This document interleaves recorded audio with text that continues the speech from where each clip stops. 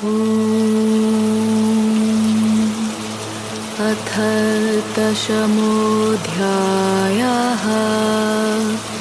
विभूतियोगः।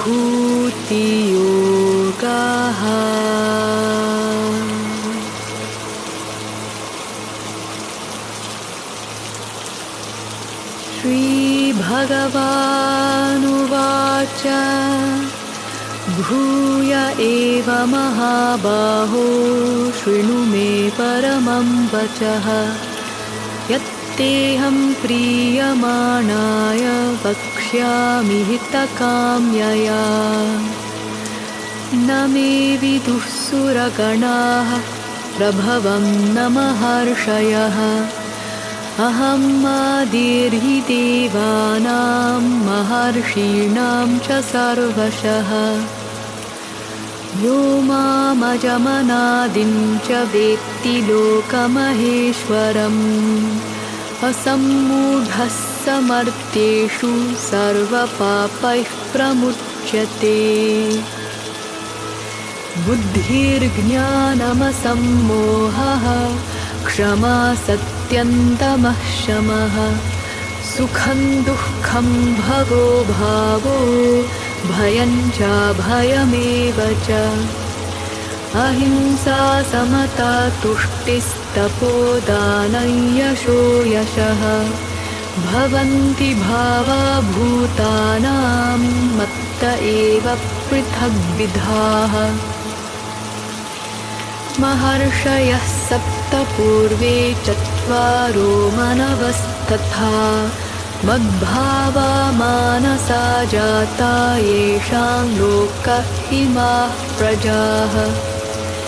एतां विभूतिं योगं च मम यो वेत्ति तत्त्वतः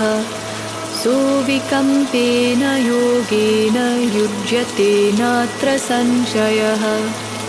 अहं सर्वस्य प्रभवो मत्तः सर्वं प्रवर्तते इति मत्वा भजन्ते मां बुद्धा भावा समन्विताः। मच्चित्ता मद्गतप्राणा बोधयन्तः परस्परं कथयन्तश्च मां नित्यं तुष्यन्ति च रमन्ति च। तेषां सततयुक्तानां भजतां प्रीतिपूर्वकं ददामि बुद्धियोगं तं येन मामुपयान्ति ते। तेषामेवानुकम्पार्थम् अहम् अज्ञानजन्तमः नाशयाम्यात्मभावस्थो ज्ञानदीपेन भास्वता ज्ञानदीपेन भास्वता ज्ञानदीपेन भास्वता। अर्जुन उवाच परं ब्रह्म परं धाम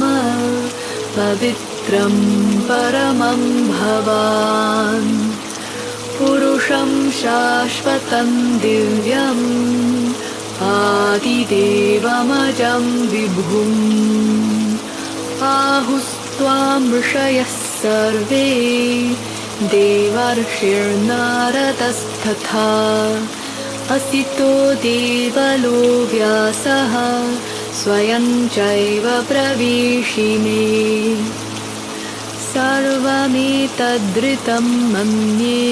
यन्मां वदसि केशव न हि ते भगवन् व्यक्तिं विदुर्देवानदानवाः। स्वयमेवात्मनात्मानं वेत्थत्वं पुरुषोत्तम भूतभावनभूतेश देवदेव जगत्पते देवदेव जगत्पते देवदेव जगत्पते। वक्तुमर्हस्य शेषेण दिव्या ह्यात्मविभूतयः याभिर्विभूतिभिर्लोकान् इमां स्वं व्याप्य तिष्ठसि याभिर्विभूतिभिर्लोकान् इमां स्वं व्याप्य तिष्ठसि कथं विद्यामहं योगिं त्वां सदा परिचिन्तयन् कथं विद्यामहं योगिं त्वां सदा परिचिन्तयन् केषु केषु च भावेषु चिन्त्योऽसि भगवन्मया केषु केषु च भावेषु चिन्त्योऽसि भगवन्मया विस्तरेणात्मनो योगं विभूतिं च जनार्दन भूयः कथय तृप्तिर्हि शृण्वतो नास्ति मे मृतम् विस्तरेणात्मनो योगं विभूतिं च जनार्दन भूयः कथय तृप्तिर्हि शृण्वतो नास्ति मे मृतम्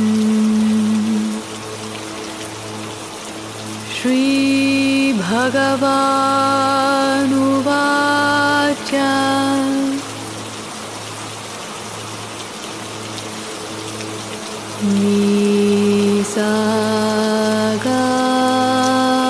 निसागमपा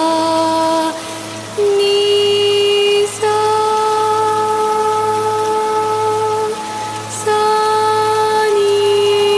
सानिधापा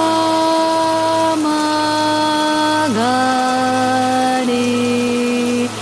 सा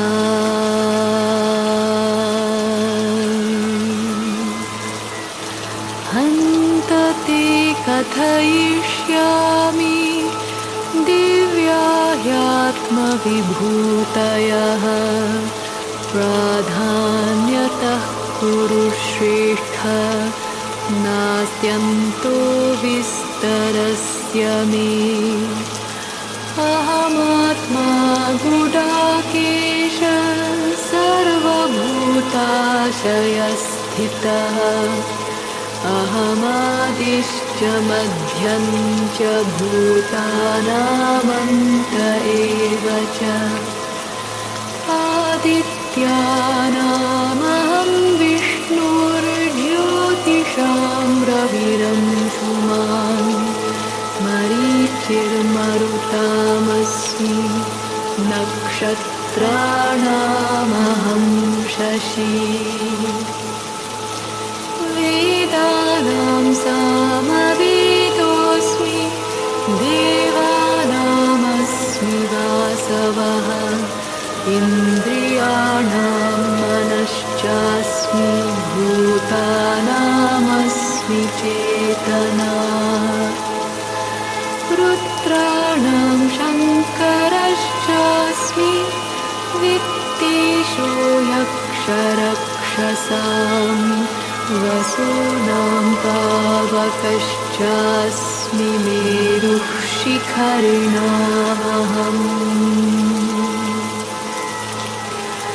पुरोधसां च मुख्यं मां विद्धि पार्थ बृहस्पतिं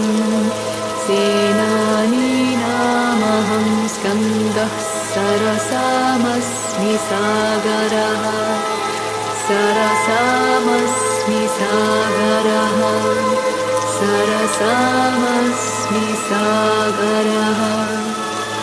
महर्षीणां भृगुरहं गिरामस्म्येकमक्षरं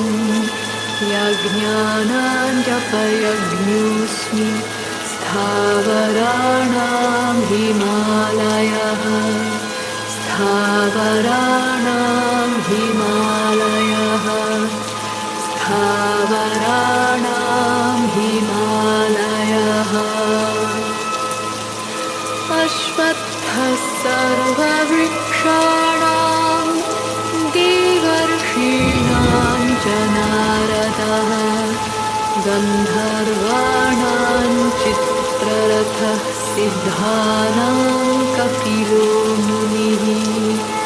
सिद्धानां कपिलो मुनिः सिद्धानां कपिलो मुनिः उच्चैः श्रवसमश्वानां विद्धि माममृतोद्भवम् ऐरावतं गजेन्द्राणां नराणां च नराधिपम् नराणां च नराधिपम् नराणां च नराधिपम् आयुधानामहं वज्रं धेनूनामस्मि कामधुक् प्रजनश्चास्मि कन्दर्पः सर्पाणामस्मि वासुकिः सर्पाणामस्मि वासुकिः सर्पाणामस्मि वासुकिः अनन्तश्चास्मि नागानां वरुणो यादसामहम् पितॄणामर्यमा चास्मि यमः संयमतामहम् यमः संयमतामहम् यमः संयमतामहम् प्रह्लादश्चास्मि दैत्यानां कालः कलयतामहम् मृगाणां च मृगेन्द्रोऽहम् वैनतेयश्च पक्षिणां वैनतेयश्च पक्षिणां वैनतेयश्च पक्षिणां वैनतेयश्च पक्षिणां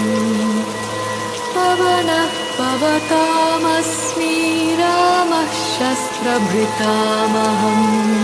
झषाणां मकरश्चास्मि स्रोतसामस्मि जाह्नवी स्रोतसामस्मि जाह्नवी स्रोतसामस्मि जाह्नवी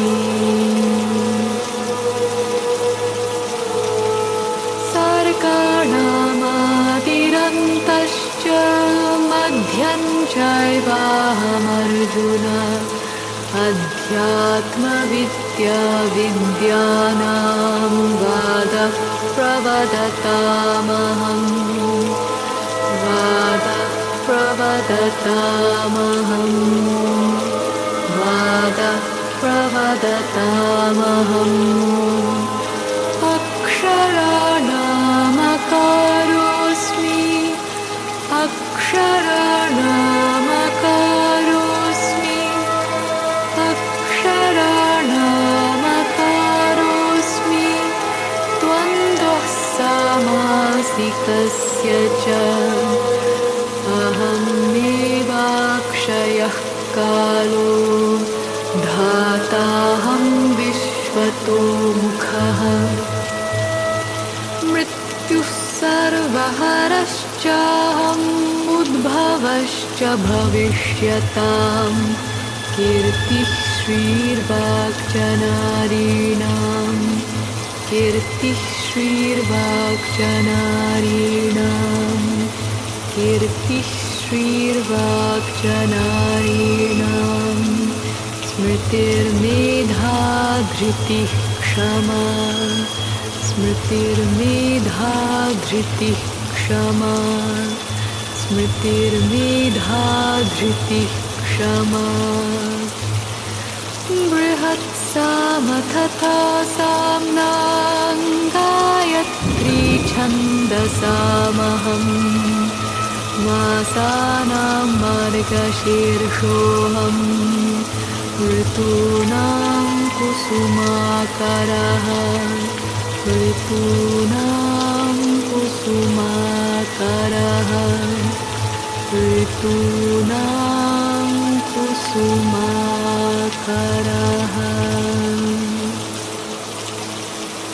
द्यूतं झलयतामस्मि जयोऽस्मि तेजस्तेजस्विनामहम् जयोऽस्मि व्यवसायोऽस्मि सत्त्वं सत्त्ववतामहम् सत्त्वं सत्त्ववतामहम् सत्त्वं सत्त्ववतामहम् वृष्णीनां वासुदेवोऽस्मि पाण्डवानां धनञ्जयः मुनीनामप्यहं व्यासः कवीनामुशना कविः कवीनामुशना कविः कवीनामुशना कविः दण्डो दमयतामस्मि नीतिरस्मि जिगीषताम् मौनं चैवास्मि गुह्यानां ज्ञानं ज्ञानवतामहम् मौनं चैवास्मि गुह्यानां ज्ञानं ज्ञानवतामहम् मौनं चैवास्मि गुह्यानां ज्ञानं ज्ञानवतामहम् यच्चापि सर्वभूतानां बीजं तदहमर्जुन न तदस्ति विना यत्स्यान्मया भूतं चराचरम् नान्तोऽस्ति मम दिव्यानां विभूतीनां परन्तप एष तूद्देशतः प्रोक्तो विभूतेर्विस्तरो मया यद्यद्विभूतिमत्सत्त्वं श्रीमदूर्जितमेव वा तत्तदेवावगच्छत्वं मम तेजोंशसम्भवम् मम तेजोंशसम्भवम् मम तेजोंशसम्भवम्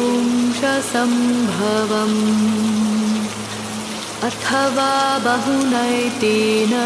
किं ज्ञातेन तवर्जुन विष्टभ्याहमिदं कृत्स्नं एकांशेन स्थितो जगत् एकांशेन स्थितो जगत् एकांशेन स्थितो जगत्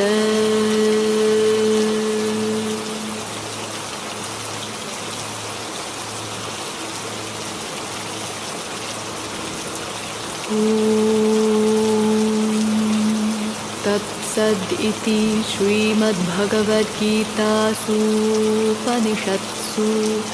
ब्रह्मविद्यायां योगशास्त्रे श्रीकृष्णार्जुनसंवादे विभूतियोगो नाम 10मोऽध्यायः।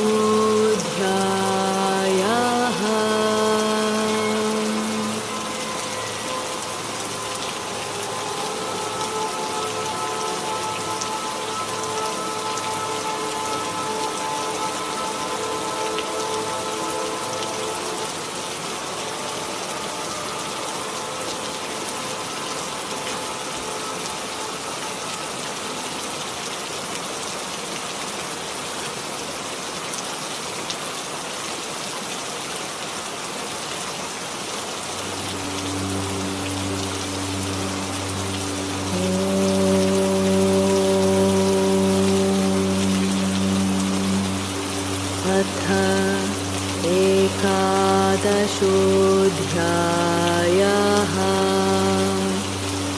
विश्वरूपदर्शनयोगः।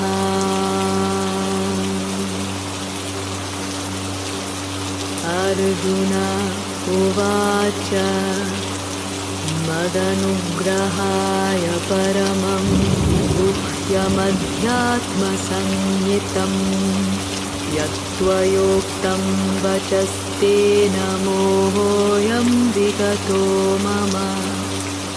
भवाप्ययौ हि भूतानां श्रुतौ विस्तरशो मया त्वत्तः कमलपत्राक्ष माहात्म्यमपि चाव्ययम् एवमेतद्यथार्थत्वम् आत्मानं परमेश्वर द्रष्टुमिच्छामि ते रूपम् ऐश्वरं पुरुषोत्तम ऐश्वरं पुरुषोत्तम ऐश्वरं पुरुषोत्तम मन्यसे यदि तच्छक्यं मया द्रष्टुमिति प्रभो योगेश्वर ततो मे त्वं दर्शयात्मानमव्ययम् दर्शयात्मानमव्ययम् दर्शयात्मानमव्ययम्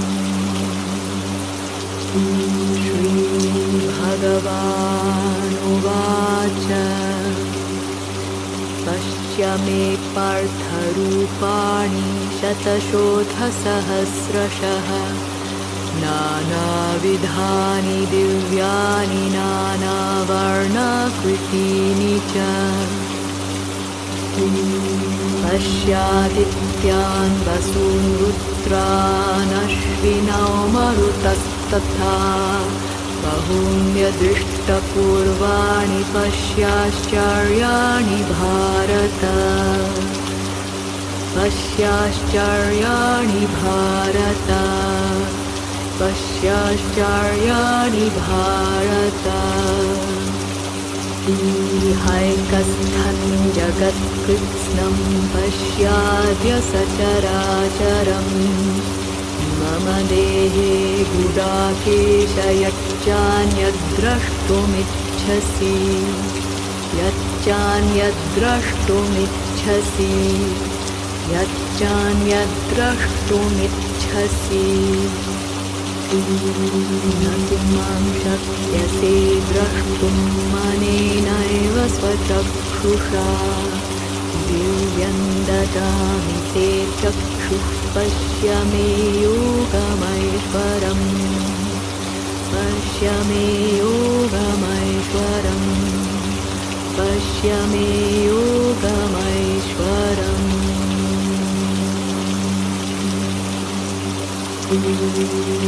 सञ्जय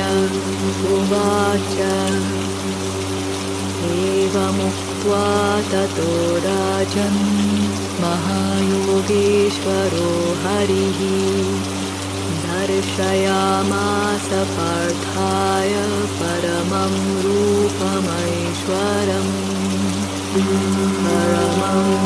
रूपमैश्वरम् परमं रूपमैश्वरम्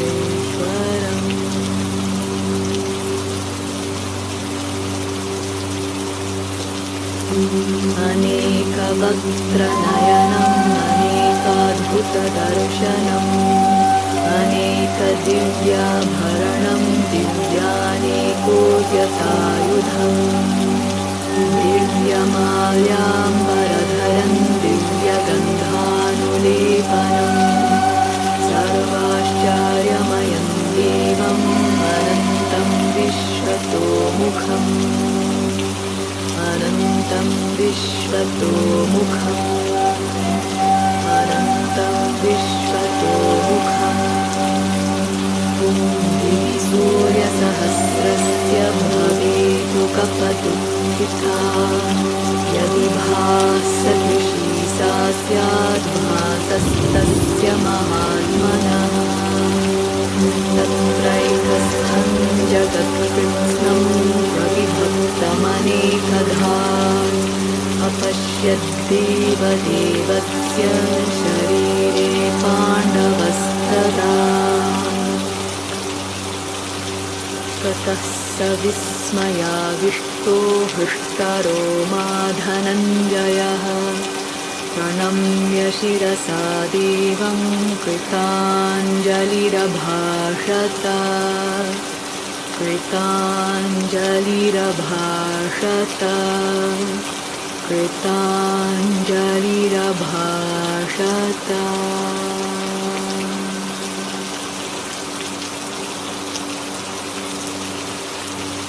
अर्जुन उवाच पश्यामि देवांस्तव देवदेः सर्वांस्तथा भूतविशेषसङ्घान् ब्रह्माणमीशं कमलासनस्थं ऋषींश्च सर्वानुरगांश्च दिव्यान् पश्यामि देवांस्तव देवदेः सर्वांस्तथा भूतविशेषसङ्घान् ब्रह्माणमीशं कमलासनस्थं ऋषींश्च सर्वानुरगांश्च दिव्यान् अनेकबाहूदरवक्त्रनेत्रं पश्यामि त्वां सर्वतोऽनन्तरूपं नान्तं न मध्यं न पुनस्तवादिं पश्यामि विश्वेश्वर विश्वरूप पश्यामि विश्वेश्वर विश्वरूप पश्यामि विश्वेश्वर विश्वरूप। किरीटिनं गदिनं चक्रिणं च तेजोराशिं सर्वतो दीप्तिमन्तं पश्यामि त्वां दुर्निरीक्ष्यं समन्तात् दीप्तानलार्कद्युतिमप्रमेयम् त्वमक्षरं परमं वेदितव्यं त्वमस्य विश्वस्य परन्निधानं त्वमव्ययः शाश्वतधर्मगोप्ता सनातनस्त्वं पुरुषो मतो मे सनातनस्त्वं पुरुषो मतो मे सनातनस्त्वं पुरुषो मतो मे अनादिमध्यान्तमनन्तवीर्यम् अनन्तबाहुं शशिसूर्यनेत्रं पश्यामि त्वां दीप्तहुताशवक्त्रं स्वतेजसा विश्वमिदं तपन्तं स्वतेजसा विश्वमिदं तपन्तं स्वतेजसा विश्वमिदं तपन्तं स्वतेजसा विश्वमिदं तपन्तम्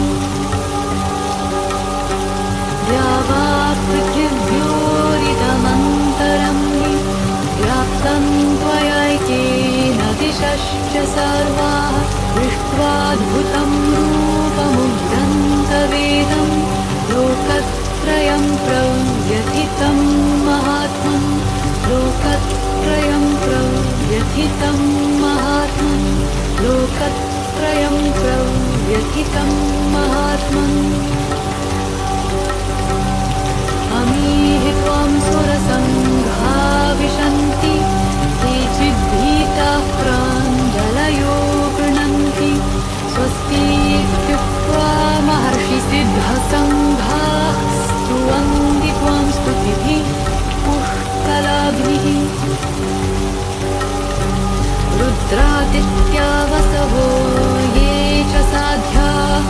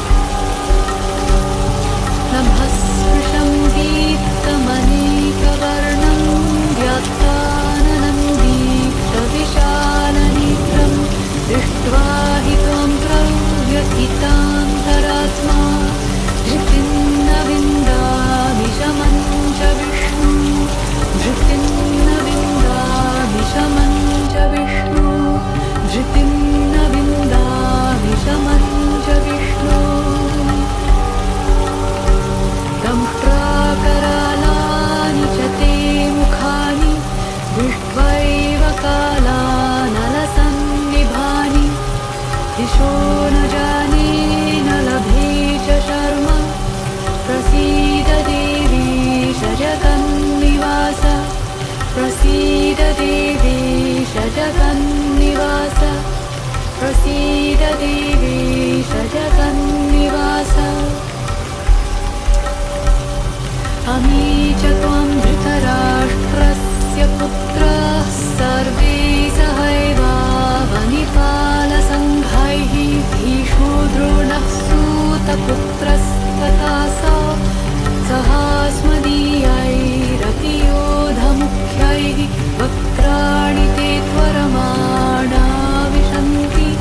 दंष्ट्राकरालानि भयानकानि केचिद्विलग्ना दशनान्तरेषु सन्दृश्यन्ते चूर्णितैरुत्तमाङ्गैः यथा नदीनां बहवोऽम्बुवेगाः समुद्रमेवाभिमुखा द्रवन्ति यथा नदीनां बहवोऽम्बुवेगाः समुद्रमेवाभिमुखा द्रवन्ति तथा तवामी नरलोकवीरा विशन्ति वक्त्राण्यभिविज्वलन्ति विशन्ति वक्त्राण्यभिविज्वलन्ति विशन्ति वक्त्राण्यभिविज्वलन्ति यथा प्रदीप्तं ज्वलनं पतङ्गा विशन्ति नाशाय समृद्धवेगाः तथैव नाशाय विशन्ति लोकास्तवापि वक्त्राणि समृद्धवेगाः लेलिह्यशीघ्रः समानः समन्तात् लोकान् समग्रान् वदनैर्ज्वलद्भिः तेजोभिरपूर्य जगत् समग्रं भासस्तवोग्राः प्रतपन्ति विष्णु आख्याहि मे को भवान् प्ररूपो नमोऽस्तु ते देववर प्रसीद नमोऽस्तु ते देववर प्रसीद विज्ञातुमिच्छामि भवन्तमाद्यं न हि प्रजानामि तव प्रवृत्तिं न हि प्रजानामि तव प्रवृत्तिं न हि प्रजानामि तव प्रवृत्तिम् आख्याहि मे को भवानु प्ररूपो नमोऽस्तु ते देववर प्रसीद नमोऽस्तु ते देववर प्रसीद विज्ञातुमिच्छामि भवन्तमाद्यं न हि प्रजानामि तव प्रवृत्तिम् नमोऽस्तु ते देववर प्रसीद नमोऽस्तु ते देववर प्रसीद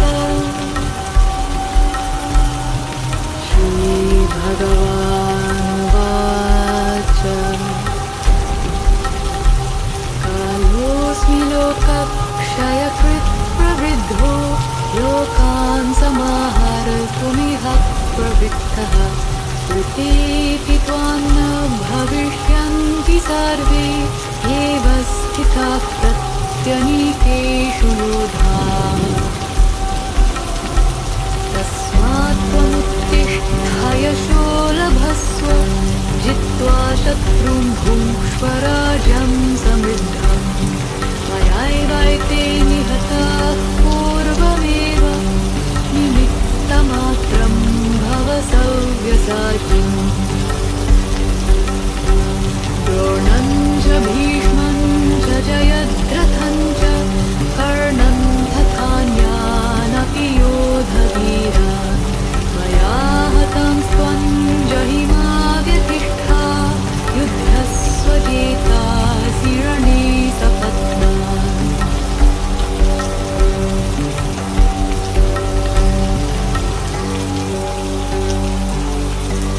सञ्जय उवाच एतत् श्रुत्वा वचनं केशवस्य कृताञ्जलिर्वेपमानः किरीटी नमस्कृत्वा भूय एवाह कृष्णं सगद्गदं भीतभीतः प्रणम्य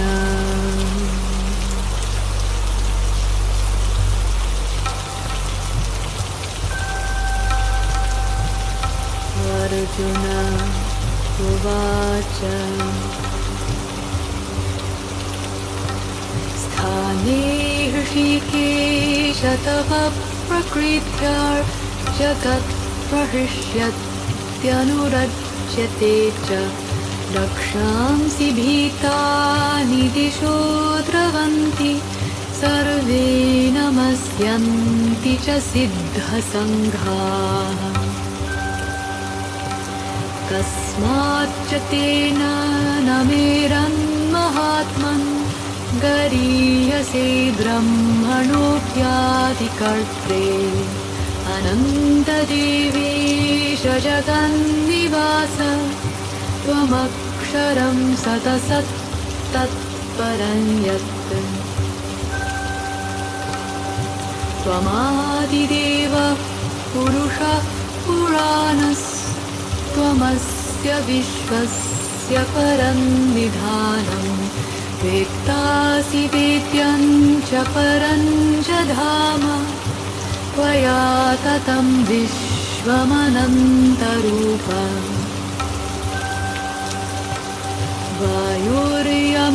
वायुर्यमोऽग्निर्वरुणः शशाङ्खः प्रजापतिस्त्वं प्रपितामहश्च नमो नमस्तेऽस्तु सहस्रकृत्वा पुनश्च भूयोऽपि नमो नमस्ते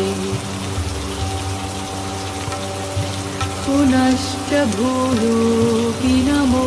नमस्ते पुनश्च भूयोऽपि नमो नमस्ते नमः पुरस्तादथ पृष्ठतस्ते नमोऽस्तु ते सर्वत एव सर्व अनन्तवीर्यामितविक्रमस्त्वं सर्वं समाप्नोषि ततोऽसि सर्वः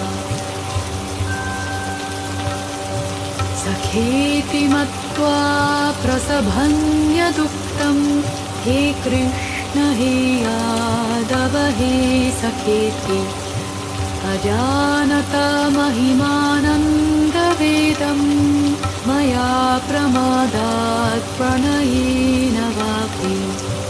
अजानता महिमानन्दवेदं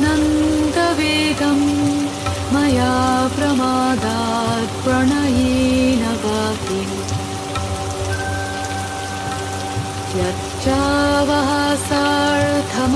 यच्चावहासार्थमसत्कृतोऽसि विहारशय्यासनभोजनेषु एकोऽथवाप्यच्युत तत्समक्षं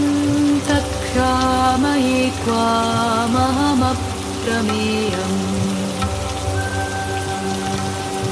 पितासि लोकस्य चराचरस्य त्वमस्य पूज्यश्च गुरुर्गरीयान् त्वमस्य पूज्यश्च गुरुर्गरीयान् न त्वत्समोऽस्त्यभ्यधिकः कुतोऽन्यो लोकत्रयेऽप्यप्रतिमप्रभावः तस्मात् प्रणम्य प्रणिधाय कायं प्रसादये त्वामहमीशमेव्यम् पितेव पुत्रस्य सखेव सख्युः प्रियः प्रियायार्हसि देव सोढुम् पितेव पुत्रस्य सखेव सख्युः प्रियः प्रियायार्हसि देव सोढुम् अदृष्टपूर्वं हृषितोऽस्मि दृष्ट्वा भयेन च प्रव्यथितं मनो मे तदेव मे दर्शय देवरूपं प्रसीद देवेश जगन्निवास प्रसीद देवेश जगन्निवास प्रसीद देवेश जगन्निवास किरीटिनं गदिनं चक्रहस्तम् इच्छामि त्वां द्रष्टुमहं तथैव तेनैव रूपेण चतुर्भुजेन सहस्रबाहो भव विश्वमूर्ते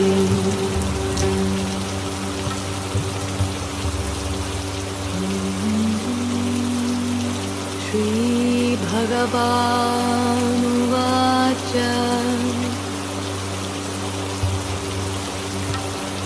मया प्रसन्नेन तवार्जुनेदं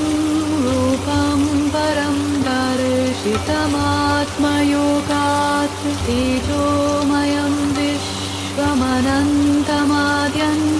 यन्मे त्वदन्येन न दृष्टपूर्वम् न वेदयज्ञाध्ययनैर्न दानैर्न च क्रियाभिर्न तपोभिरुग्रैः एवं रूपः शक्य अहं लोके द्रष्टुं त्वदन्येन कुरु प्रवीर मा ते व्यथा मा च विमूढभावो दृष्ट्वा रूपं घोरमीदृङ् ममेदं व्यपेतभिप्रीतमनाः पुनस्त्वं तदेव मे रूपमिदं प्रपश्य मा ते व्यथा मा च विमूढभावो दृष्ट्वा रूपं घोरमीदृङ् ममेदं व्यपेतभिप्रीतमनाः पुनस्त्वं तदेव मे रूपमिदं प्रपश्य तदेव मे रूपमिदं प्रपश्य तदेव मे रूपमिदं प्रपश्य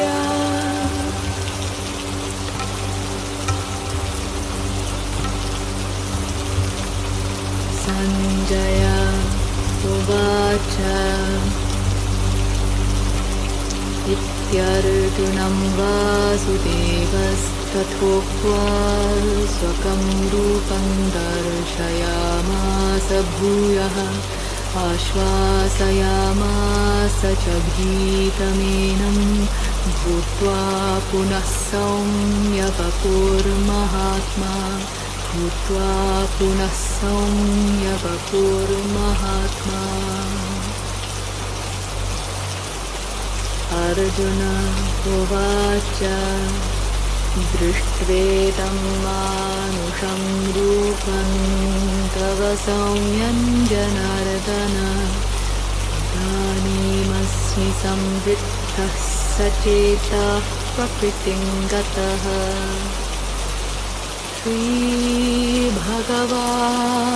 श्रीभगवानुवाच सुदुर्दर्शमिदं रूपं दृष्टवानसि यन्मम देवा अप्यस्य रूपस्य नित्यं दर्शनकाङ्क्षिणः नाहं वेदैर्न तपसा न दानेन न चेज्यया य एवं विधो द्रष्टुं दृष्टवानसि मां यथा भक्त्या त्वनन्यया शक्य अहमेवं विधोऽर्जुन ज्ञातुं द्रष्टुं च तत्त्वेन प्रवेष्टुं च परन्तप मत्कर्म कृन्मत्परमो मद्भक्तः सङ्गवर्जितः निर्वैरः सर्वभूतेषु यः स मामेति पाण्डव यः स मामेति पाण्डव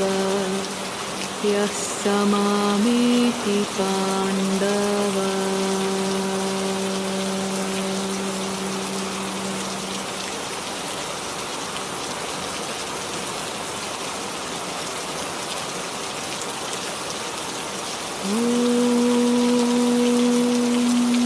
तत्सदिति श्रीमद्भगवद्गीतासु उपनिषत्सु ब्रह्मविद्यायां योगशास्त्रे श्रीकृष्णार्जुनसंवादे विश्वरूपदर्शनयोगो नाम एकादशोऽध्यायः।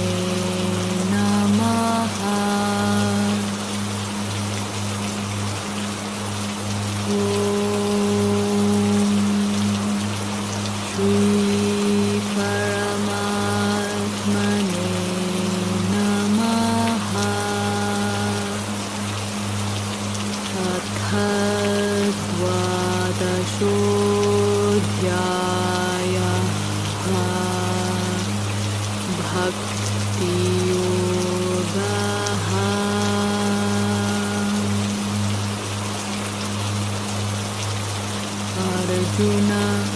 उवाच एवं सततयुक्ता ये भक्तास्त्वां पर्युपासते ये चाप्यक्षरमव्यक्तं तेषां के योगवित्तमाः। श्रीभगवानुवाच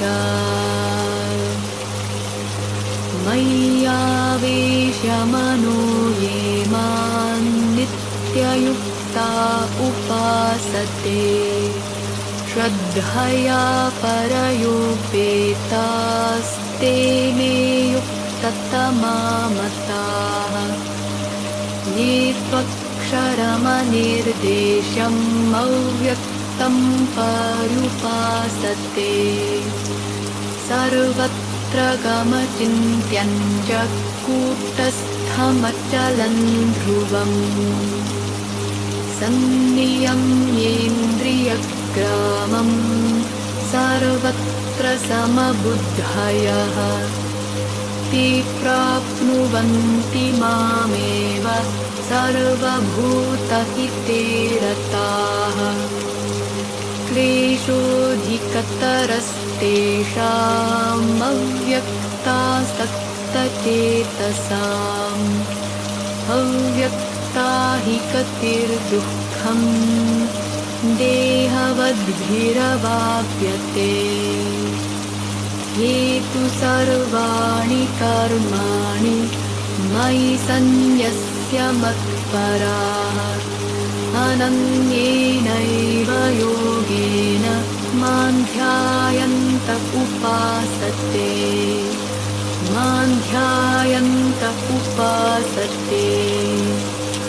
तेषामहं समुद्धर्ता मृत्युसंसारसागरात् भवामि न चिरात् पार्थ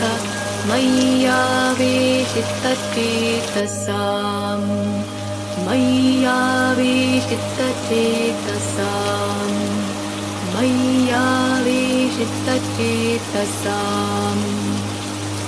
मय्येव मन आधत्स्व मयि बुद्धिं निवेशय निवसिष्यसि मय्येव अत ऊर्ध्वन्न सञ्चयः अत ऊर्ध्वन्न सञ्चयः अथ चित्तं समाधातुं न शक्नोषि मयि स्थिरम् अभ्यासयोगेन ततो मामिच्छाप्तुं धनञ्जय अभ्यासेऽप्यसमर्थोऽसि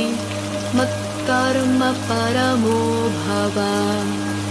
मदर्थमपि कर्माणि कुर्वन् सिद्धिमवाप्स्यसि अथैतदप्यशक्तोऽसि कर्तुं मद्योगमाश्रितः सर्वकर्मफलत्यागं ततः कुरु यतात्मवान् श्रेयो हि ज्ञानमभ्यासात् ज्ञानाध्यानं विशिष्यते ध्यानात् कर्मफलत्यागस्त्यागाच्छान्तिरनन्तरम् अद्वेष्टा सर्वभूतानां मैत्रः करुण एव च निर्ममो निरहङ्कारः समदुःखसुखः क्षमी अद्वेष्टा सर्वभूतानां मैत्रः करुण एव च निर्ममो निरहङ्कारः समदुःखसुखः क्षमी सन्तुष्टः सततं योगी यतात्मा दृढनिश्चयः मय्यर्पितमनो बुद्धिर्यो मद्भक्तः स मे प्रियः यस्मान्नो द्विजते लोको लोकान्नो द्विजते च यः हर्षामर्षभयोद्वेगैर्मुक्तो यः स च मे प्रियः अनपेक्षः शुचिर्दक्षः उदासीनो गतव्यथः सर्वारम्भपरित्यागी यो मद्भक्तः स मे प्रियः यो न हृष्यति न द्वेष्टि न शोचति न काङ्क्षति शुभाशुभपरित्यागी भक्तिमान्यः स मे प्रियः समः शत्रौ च मित्रे च तथा मानापमानयोः शीतोष्णसुखदुःखेषु समः सङ्गविवर्जितः शीतोष्णसुखदुःखेषु समः सङ्गविवर्जितः तुल्यनिन्दास्तुतिर्मौनी सन्तुष्टो येन केनचित् अनिकेतः स्थिरमतिर्भक्तिमान् मे प्रियो नरः तुल्यनिन्दास्तुतिर्मौनी सन्तुष्टो येन केनचित् अनिकेतः स्थिरमतिर्भक्तिमान् मे प्रियो नरः ये तु धर्म्यामृतमिदं यथोक्तं पर्युपासते ये तु धर्म्यामृतमिदं यथोक्तं पर्युपासते श्रद्दधानामत्परमा भक्तास्तेतीव मे प्रियाः तत्सदिति श्रीमद्भगवद्गीतासूपनिषत्सु परब्रह्मविद्यायां योगशास्त्रे श्रीकृष्णार्जुनसंवादे भक्तियोगो नाम 12 द्वादशोऽध्यायः।